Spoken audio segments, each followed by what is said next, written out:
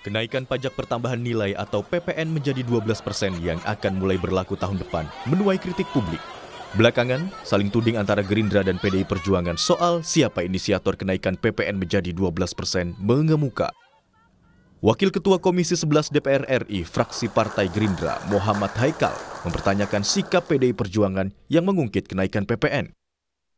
Gerindra menyebut PDIP seolah memunculkan narasi dengan solusi yang menjerumuskan Presiden Prabowo melanggar undang-undang.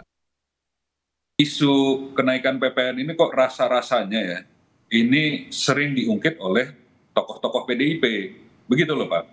Kalau saya lihat dari medianya munculnya, itu jangankan bicara bulan-bulan ini. Baru 1-2 bulan Pak Prabowo terpilih sebagai presiden, itu rekan Bapak sudah bicara duluan. Itu nanti ada PPN yang harus kita pertimbangkan lagi. Itu di bulan Maret, Pak. Lalu di bulan September diulang lagi. Lalu di bulan November diulang lagi. Dan seterusnya. Makanya jangan disebar narasi bahwa solusinya seperti ini loh. Solusi yang ditawarkan itu adalah menjerumuskan Pak Prabowo untuk melanggar undang-undang. Nah itu yang kita keberatan. Sementara itu, politikus PDI Perjuangan Hendrawan Supratikno menegaskan PDI Perjuangan bukanlah inisiator kenaikan PPN menjadi 12%. Hendrawan meminta partai politik di DPR duduk bersama, mencari solusi dan bukan saling tuding. PDI Perjuangan bukan inisiatornya. Kita sudah menjadi jelas bahwa ini adalah inisiatif pemerintah. Itu yang pertama. Terus yang kedua, baik PDI Perjuangan maupun Gerindra, dan saya yakin partai-partai yang lain memiliki persepsi yang sama, yaitu bahwa kondisi ekonomi masyarakat sedang berat dan bahkan kalau bisa diturunkan PPN-nya. Nah kalau sudah keinginannya sama, niatannya sama, tinggal duduk bersama. Pak Haikal ini kan kalau duduk di depan bersama dengan Pak Dolfi, Pak Wihadi duduknya bersama dengan Pak Said Abdullah di Badan Anggaran. Jadi didiskusikan, cari jalan keluarnya. Apakah misalnya kita bisa berimajinasi, apakah harus dengan peraturan pemerintah pengganti undang-undang, Perpu, atau yang lain? Direktur Eksekutif Indonesia Political Review, Iwan Setiawan menilai, pernyataan Partai Gerindra soal PPN 12% didukung PDIP pada era Jokowi bermakna bahwa partai politik manapun yang menang pemilu pasti berpihak pada pemerintahan. Menurut Iwan, kondisi negara yang saat ini butuh dana untuk menutupi defisit APBN dan bayar utang negara memaksa partai politik pengusung menyetujui dan menjalankan keputusan pemerintah, termasuk PPN 12%. Saat ini memang negara kita membutuhkan uang yang cepat agar menutupi defisit APBN. Pernyataan partai politik itu sesuai dengan posisi mereka di mana. Nah, PDIP pada saat itu berada dalam pemerintahan. Nah, saat ini ketika mereka menolak kemudian, karena PDIP berada dalam posisi oposisi. Semoga di penghujung tahun ini, pemerintah bersama DPR mampu mengambil keputusan dengan sebaik-baiknya manfaat untuk rakyat Indonesia. Supaya kehidupan masyarakat tidak semakin sulit dan kepercayaan publik terhadap pemerintah tidak menurun. Tim Liputan, Kompas TV. Saudara, setelah keputusan kenaikan PPN menjadi 12% resmi akan diberlakukan pemerintah pada 1 Januari 2025, Partai Gerindra dan PDI Perjuangan saling tuding soal siapa sebenarnya yang menginisiasi atau pengusul awal kebijakan ini. Gerindra menyebut kenaikan PPN ini merupakan usulan dari PDI Perjuangan yang diputuskan pada tahun 2021 silam. Sementara di sisi lain PDI Perjuangan mengklaim pemerintah dimungkinkan untuk menetapkan tarif PPN dalam rentang 5 hingga 15%. Untuk mengulasnya soal ini kita akan bahas bersama dengan sejumlah narasumber yang sudah hadir, kemudian adalah pengamat politik Universitas Padjadjaran, ada Mas Kunto Adiwibowo. Selamat pagi Mas Kunto. Pagi Mbak, apa kabar? Kabar baik, alhamdulillah Mas Kunto. Sementara untuk dari elit partai politiknya, kami sudah berusaha betul untuk mengundang dari Partai Gerindra dan juga kemudian dari PDI Perjuangan. Tapi sampai saat ini tampaknya belum terkonfirmasi, Mas Kunto dan juga pemirsa ya. Sayang sekali, padahal kita membahas soal nasib warga kelas ekonomi menengah begitu yang makin terhimpit ya, sudah jadi tulang punggung keluarga, sekarang jadi tulang punggung negara. Mas Kunto, ini gimana Mas Kunto? Agak lucu ya dalam tanda kutip, lucu sekali ketika kebijakan kontroversial dan dirasa banyak sekali merugikan masyarakat, justru elit partai politik yang ada di Senayan saling tuding. PDI Perjuangan, Gerindra. Ini siapa nih inisiatornya? Sebenarnya PDIP nih. Nah, ini gimana nih Mas Kunto? Ya, sejak dari awal isu kenaikan PPN 12% ini kan penuh kontroversi ya Mbak ya. Dan yang tidak membantu publik adalah simpang siurnya informasi tentang kebijakan kenaikan PPN 12% ini gitu. Jadi misalnya di awal Desember tiba-tiba Pak Prabowo setelah mengundang pimpinan Komisi 11 dan habis itu Pak Misbahun melakukan statement bahwa yang naik PPN 12% itu hanya barang mewah. Lalu kemudian tidak sampai seminggu setelah itu Bu Sri Mulyani kemudian mengumumkan barang-barang atau Menteri Keuangan ya, Kementerian Keuangan mengumumkan ini loh barang-barangnya loh, kok di dalam daftar itu tidak hanya barang mewah ternyata yang naik. Lalu kemudian ada juga saling lempar antara Pak Zulhas Menko Pangan dengan Bu Sri Mulyani soal beras premium yang katanya dikenai pajak, lalu Pak Zulhas bilang enggak. Nah ini Mbak, keruwetan komunikasi dan keruwetan informasi ini yang membuat konteks kenaikan PPN 12% hari ini tidak hanya berat bagi rakyat, tapi juga membingungkan rakyat gitu kan. Jadi dalam artian akhirnya siapa yang bisa kita percaya, akhirnya siapa yang bisa kita pegang, apakah jadi, lalu kalau jadi barang apa saja yang kena PPN 12%, benar nggak hanya barang mewah atau semua barang konsumsi akan kena. Nah ini yang sampai saat ini masih menjadi isu besar di masyarakat dan ini masalahnya adalah isu kepercayaan kan Mbak. Trust isu kalau anak sekarang bilang gitu. Ya misalnya kalau kita lihat gelas balik PPN naik di tahun 2022 ya, itu setelah sekian lama PPN nggak naik 10% dari tahun 83 kalau nggak salah sampai 2022 baru naik. Informasinya pun ditahan-tahan oleh pemerintah, tapi karena ada perasaan oh ya mungkin udah wajar harus naik karena udah lama. Nah sekarang ini baru naik 2 tahun kemarin gitu kan, tiba-tiba harus naik lagi tapi nggak ada penjelasan yang memuaskan bagi masyarakat dan menurut saya ini yang jadi problem dan akhirnya ditambah dengan keruwetan saling tuding siapa duluan yang mengusulkan kenaikan PPN 12% ini dan menurut saya ini salah satu isu yang mengaburkan lagi, membuat bingung publik, membuat bingung masyarakat. Sebenarnya masalahnya ini adalah masalah rakyat atau masalah elit kan gitu kan. Itu cuma sekedar saling lempar kesalahan atau mereka ingin membuat solusi yang baik untuk masyarakat. Nah menurut saya ini yang jadi persoalan besar di PPN 12%, bukan hanya soal hitung-hitungan matematis keuangan ya Mbak, tapi kan misalnya Bu Sri Mulyani bilang 12% itu relatif rendah dari apa kan gitu. Relatif rendah untuk siapa?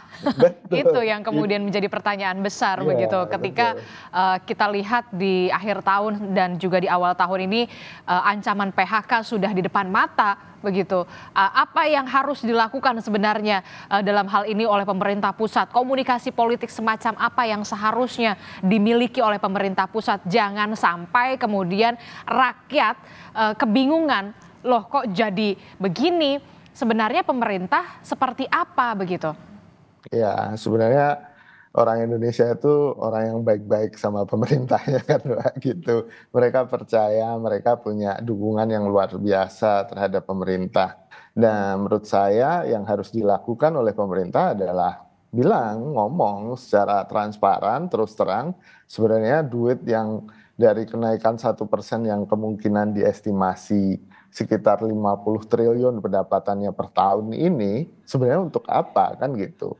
Ini yang jadi penting karena Harus ada jangan transparansi di situ. betul, karena Bu Sri Mulyani sendiri alasannya karena menyesuaikan dengan kondisi internasional, karena menyesuaikan pajak di negara lain juga tinggi kan, bukan itu masalahnya. Kita nggak jor-joran atau apa bangga-banggaan bahwa pajak kita lebih tinggi kan gitu. Itu bukan standar atau bukan indikator bahwa kita adalah negara yang makmur, bukan sama sekali gitu. Misalnya di ASEAN, PPN kita kalau jadi 12% hanya sama dengan Filipina 12%.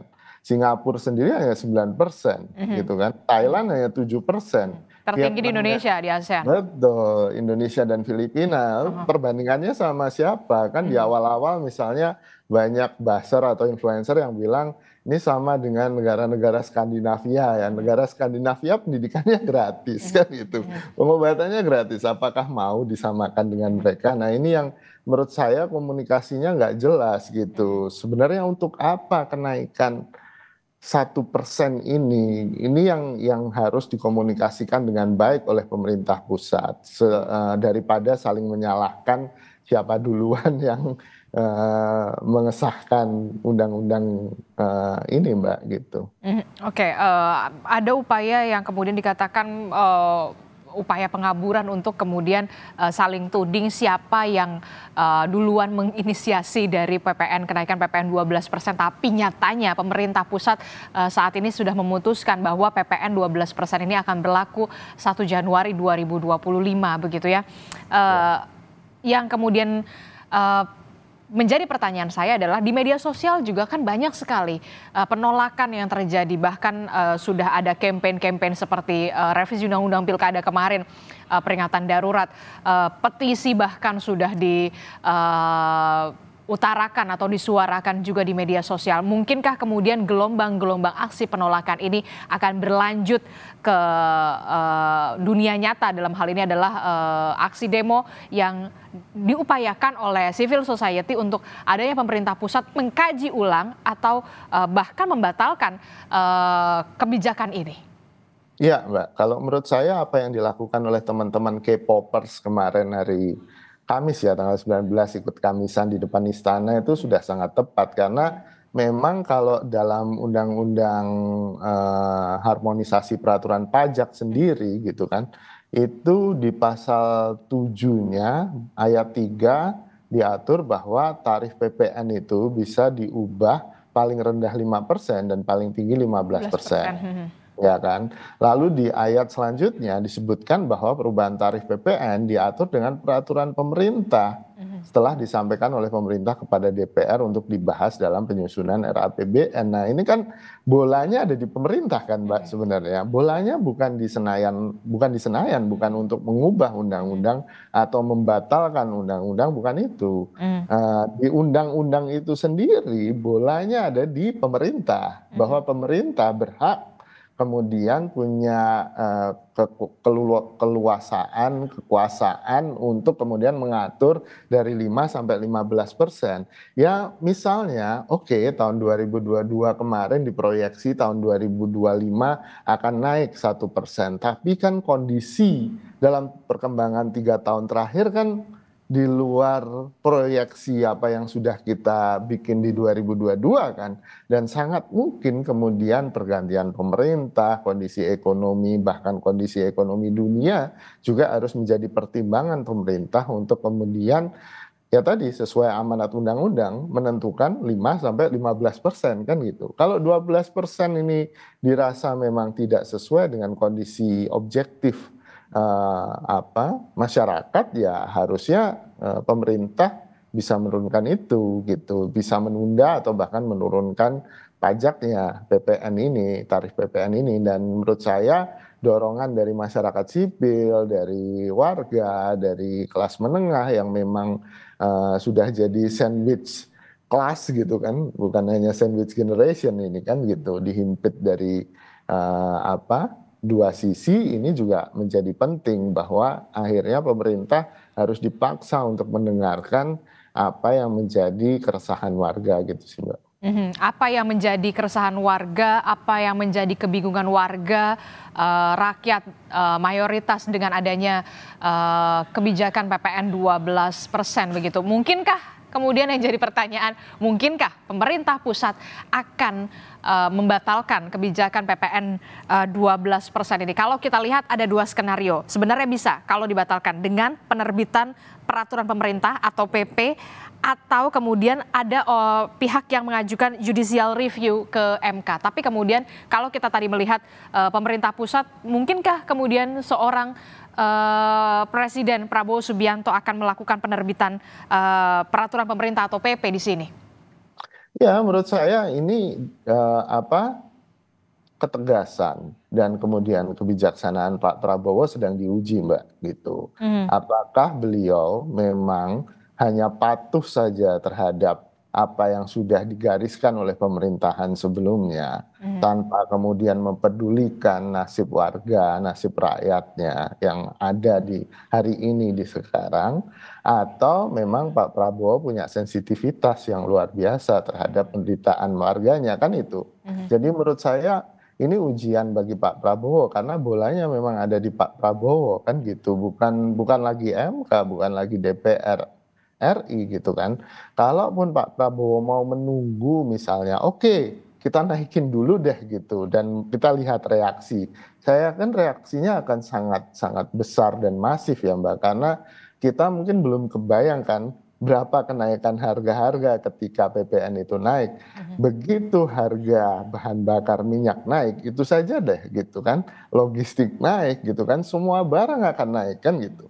Dan ini kan efeknya jadi efek domino gitu kan, tidak hanya satu barang yang naik, semua barang naik. Dan di sini akan kelihatan warga kemudian akan bisa merasakan, oh 1% itu ternyata efeknya sebagian besar. Signifikan. Kan, gitu. Betul. Nah ini yang kemudian menurut saya akan lebih susah lagi untuk ditangkal, untuk kemudian dimitigasi oleh pemerintah di masa depan. Bantuan-bantuan ini kan sifatnya hanya obat sementara kan Mbak. Penyakitnya tetap pada kenaikan PPN 12% yang tidak sesuai dengan kondisi objektif di masyarakat. Nah ini yang menurut saya harus menjadi perhatian bagi Pak Prabowo ya, Presiden Republik Indonesia. Walaupun kemudian kemarin ada kebijakan yang maksudnya memberikan insentif lah ketika kebijakan PPN 12% ini diberlakukan, ada insentif yang kemudian diberikan walaupun hanya sebulan atau 2 bulan begitu. Itulah kemudian sebagai upaya pemerintah pusat dalam hal ini adalah memberikan gula-gula atau bagaimana sebenarnya ini? Iya, ini hanya menunda masalah saja Pak, kalau menurut saya gitu, supaya nggak kena di awal tahun gitu kan, atau kemudian mungkin pemerintah berharap ada perubahan kondisi ekonomi yang membaik dalam waktu 2 bulan. Tapi menurut saya itu wishful thinking sih, ya boleh-boleh aja. Cuman kan saya bukan ahli ekonomi, tapi menurut saya akan sangat sulit ketika masyarakat sudah terbiasa dengan bantuan itu 2 bulan, tiba-tiba dihentikan, lalu kondisi real dan kondisi objektifnya memang sangat memprihatinkan, ya keresahan masyarakat ini pasti akan muncul, dan kos politik, kos sosial, dan kos keamanannya jauh lebih besar gitu daripada menunda kenaikan atau membatalkan kenaikan PPN 12% ini. Jadi menurut saya pemerintahan Prabowo harus berhitung sih Mbak gitu, bahwa ada kos lain yang mungkin juga sama mahalnya atau lebih mahal daripada kenaikan yang cuma 1% ini secara ekonomi. Oke, itu tadi dari segi ekonomi ya. Kemudian kalau dari sisi politis, dari segi politik, bagaimana dampaknya terhadap pemerintahan pusat, pemerintahan Prabowo Gibran ketika memang kebijakan ini benar-benar ketok palu akan dilakukan 1 Januari 2025 seperti skenario awal, bagaimana dampaknya, dan jika pemerintah pusat nantinya akan melakukan pengkajian atau membatalkan, apa dampaknya dari segi politik terhadap pemerintahan Prabowo Gibran 5 tahun ke depan? Ya, sebenarnya kalau menurut saya sangat sederhana sih Mbak, bahwa yang pertama legitimasi pemerintahan ini akan menurun gitu, karena dianggap tidak bisa sensitif, tidak bisa mendengarkan apa yang menjadi keluhan dan keresahan warga, itu yang pertama. Apalagi ditambah dengan kesimpangsiuran informasi dan ketidaktransparanan ini, sebenarnya kenaikan ini untuk apa sih? Nah, ini yang mungkin sangat bisa merongrong legitimasi pemerintahan Prabowo, itu yang pertama. Yang kedua, secara politik juga, kalau misalnya kenaikan ini tetap dilanjutkan, maka secara politik akan terjadi, ya kita akan melihat drama saling lempar kesalahan ini akan terus-menerus akan terjadi, Mbak, gitu.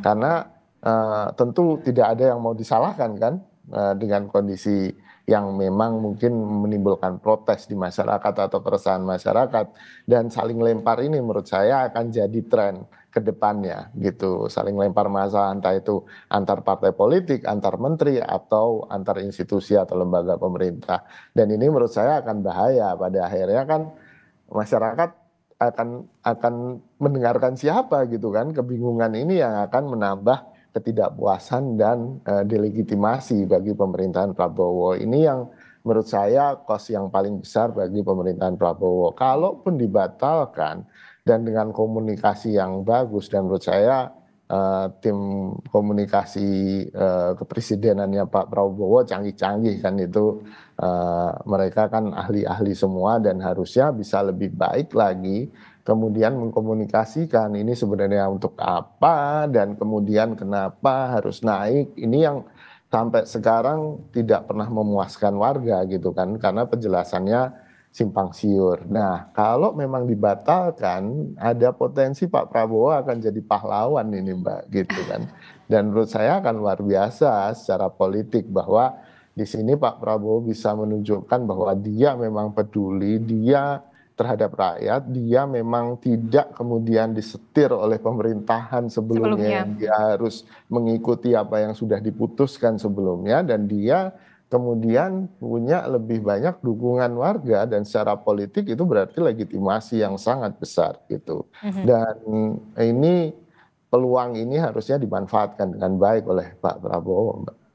Oke, kita akan lihat dan juga tunggu bagaimana kemudian seorang pemimpin, dalam hal ini adalah Presiden Prabowo Subianto, nantinya akan memilih begitu ya, memutuskan apakah tetap akan menjalankan kebijakan keberlanjutan dalam tanda kutip PPN 12%, ataukah kemudian lebih peka dengan apa yang terjadi saat ini menimpa rakyat kita begitu. Terima kasih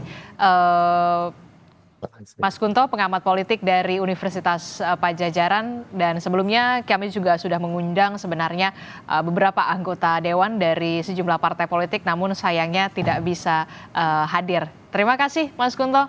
Selamat pagi. Assalamualaikum.